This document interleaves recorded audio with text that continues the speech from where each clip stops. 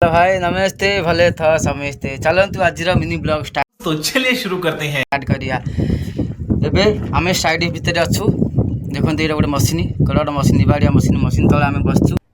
अरे कहना क्या चाहते हो?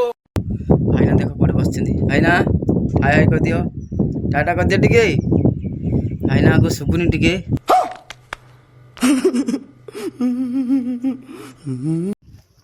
तारा गल हो देख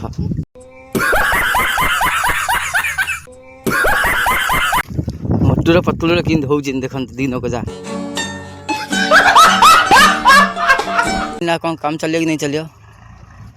हाँ ये मुंह से सुपारी निकाल के बात कर रहे बाबा। इसके मुंह में पैदाइशी सुपारी है। जेब में एक पैसा नहीं है और ये है कि बड़े बड़े ख्वाब बनाते। पार्टी किसी कहूनी मंडा पिठा पूरी देछि आप ये नहीं ठंडा गेहूं कैसे कैसे लोग रहते हैं यार यहाँ पर। विचार करना अच्छा हमको सिखा रिया है।